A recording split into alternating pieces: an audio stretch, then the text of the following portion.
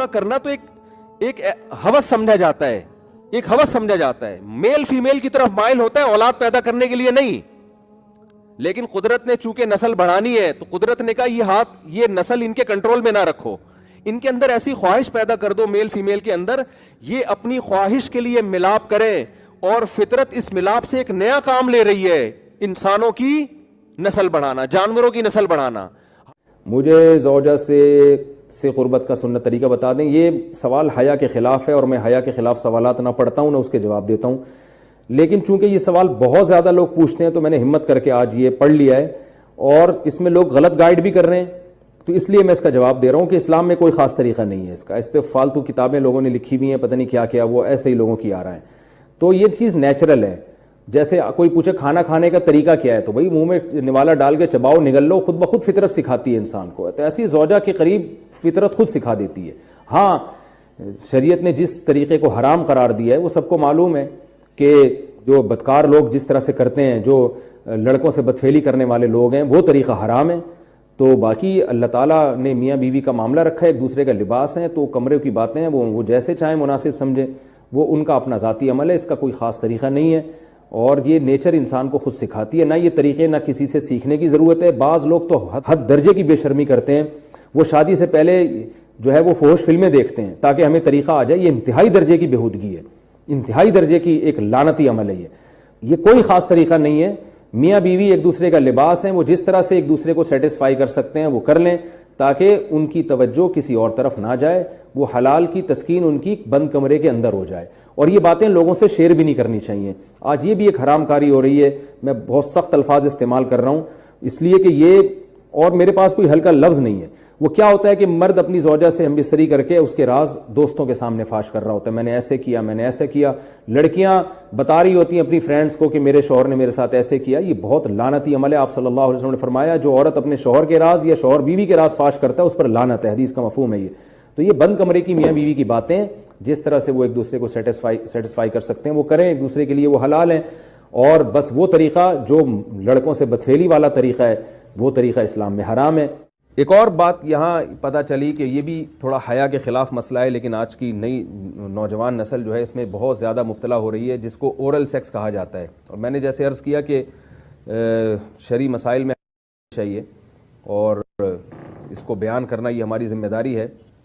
تو یہ چیز بھی انگریزی فلموں سے اور فحش فلموں سے ہماری نئی نسل میں بہت تیزی سے سرایت کر رہی ہے, اور لوگ اس بارے میں علماء سے بہت زیادہ مسائل پوچھتے ہیں, خواتین بھی پوچھتی ہیں جو اس میں مبتلا ہیں. تو اس کا بھی مسئلہ یاد رکھیں کہ اللہ تعالیٰ نے حالت حیض میں زوجہ سے ہم بستری کو حرام قرار دیا کیونکہ اس میں گندگی ہے. باپ دیکھیں کہ وہ گندگی اس درجے کی نہیں ہے جتنی اورل سیکس میں گندگی ہوتی ہے. اگر اس میں ڈسچارج ہو جائے بندہ, انسان جو ہم بستری کرنے والا ہے زوجہ سے, وہ منہ میں ڈسچارج ہو جائے, تو آپ سوچیں کہ اللہ تعالیٰ شرمگاہ کو گندگی سے بچا رہے ہیں, جس کی وجہ سے حیض کی حالت میں ہم بستری کو حرام قرار دیا. تو منہ جس سے انسان کھانا کھاتا ہے, جس سے کلمہ پڑھتا ہے, اور جو انسان کے جسم میں سب سے اشرف عضو ہے, سب سے زیادہ معزز اور مکرم عضو ہے, اس میں ایسی گندگی کو ڈالنا کہاں سے جائز ہو سکتا ہے, کہاں سے حلال ہو سکتا ہے؟ تو آج بعض متجدد قسم کے لوگ جو ہے نا اس کو حلال قرار دے رہے ہیں, تو یہ بالکل غلط ہے.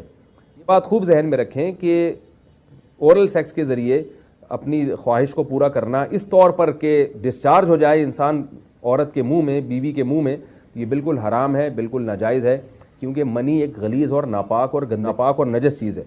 بعض حضرات یہ کہتے ہیں کہ منی پاک ہے, مگر یاد رکھیں منی کے پاک ہونے کے دلائل مضبوط نہیں ہیں, منی کے ناپاک ہونے کے دلائل بہت مضبوط ہیں. سب سے پہلی دلیل قرآن مجید میں آتا ہے الم نخلقکم من ماء مہین, ہم نے تمہیں غلیظ اور پلید پانی سے پیدا کیا, ذلیل پانی سے پیدا کیا ہے. تو اس میں بھی اشارہ ہے کہ منی ناپاک چیز ہے. دوسری بات یہ کہ حدیث میں آتا ہے کہ کنت افرق المنی من ثوب رسول اللہ صلی اللہ علیہ وسلم ثم یصلی فیہ. حضرت عائشہ رضی اللہ تعالی عنہ فرماتی ہیں کہ رسول اللہ صلی اللہ علیہ وسلم کے کپڑوں پر اگر منی لگی ہوتی تھی, صحیح بخاری کی حدیث ہے, میں اس کو کھرچ کے صاف کرتی تھی, پھر آپ صلی اللہ علیہ وسلم اس میں نماز پڑھا کرتے تھے. اب بعض حضرات نے یہاں سے استدلال کیا ہے کہ منی اگر ناپاک ہوتی تو حضرت عائشہ اس کو دھوتی, کھرچ کے صاف کرنا اس کی علامت ہے کہ منی پاک ہے. لیکن یہ بات غلط ہے. اگر منی پاک ہوتی تو حضرت عائشہ کو کھرچنے کی ضرورت نہیں تھی. بات یہ ہے کہ وہ نجاست جس کا ایک باقاعدی جسم ہوتا ہے اور وہ کھرچ کے جسم سے یا کپڑوں سے الگ ہو سکتی ہے, تو اس نجاست کو پاک کرنے کا طریقہ یہ ہے کہ اس کو کھرچ دیا جائے. ناپاک تھی تبھی تو حضرت عائشہ رضی اللہ تعالی عنہا اس کو باقاعدہ کھرچ رہی ہیں اور دور کر رہی ہیں. اور گیلی منی کو نبی یہ ثابت ہے کہ حضرت عائشہ رضی اللہ تعالی عنہا آپ صلی اللہ علیہ وسلم کے کپڑوں سے دھویا کرتی تھیں اور آپ صلی اللہ علیہ وسلم اس میں نماز پڑھا کرتے تھے. حضرت عمر رضی اللہ تعالی عنہ کے دور میں کسی شخص کو احتلام ہوا تو اس نے اپنے پورے جو ہے نا وہ کپڑے دھوئے تو حضرت عمر نے اس کو منع کیا, فرمایا کہ اتنا کافی تھا کہ اس جگہ کو تم دھو لیتے. تو اس میں بھی حضرت عمر اس کو باقاعدہ دھونے کا حکم دے رہے ہیں. کسی بھی صحابی نے اعتراض نہیں کیا کہ یا امیر المومنین آپ ان کو دھونے کا حکم کیوں دے رہے ہیں, منی تو پاک ہے. تو منی کے جو ناپاک ہونے کے دلائل ہیں وہ بہت مضبوط ہیں. باقی اس کو جو کھرچنے کا حکم ہے وہ اس لیے کہ منی کے پاک جو اگر خشک ہو جائے تو وہ کھرچ کے بھی پاک ہو جاتی ہے, اس کو پھر دھونا ضروری نہیں ہوتا. اس کی مثال ایسے جیسے حدیث میں آتا ہے, صحابہ کرام فرماتے ہیں کہ ہمارے تلواروں میں دشمن کا خون لگا ہوتا تھا تو ہم اس کو زمین پہ اچھی طرح رگڑ کے اسی کو لٹکا کے نماز پڑھتے تھے. تو دیکھیں خون بھی ایسی چیز ہے کہ جو سوکھنے کے بعد اس کی ایک پاپڑی سی جم جاتی ہے. حالانکہ خون کو بھی ناپاک مانا جاتا ہے, جمہور علماء کے ہاں خون ناپاک چیز ہے, لیکن صحابی کیا کر رہے ہیں, اس کو رگڑ کے زمین پہ اور جو اس کو اچھی طرح رگڑ کے جب اس کا اثر زائل ہو گیا تو اسی کو لٹکا کے نماز پڑھ رہے ہیں. تو جیسے خون ناپاک ہونے کے باوجود رگڑنے سے پاک ہو جاتا ہے اگر کسی ایسی چیز پہ لگا ہو جو لوہے یا ایسی سخت چیز پہ, تو ایسے ہی منی اگر کپڑوں پہ لگی ہو خشک ہو جائے تو اس کو اچھی طرح جب کھرچ دیا جائے تو وہ پاک ہو جاتی ہے.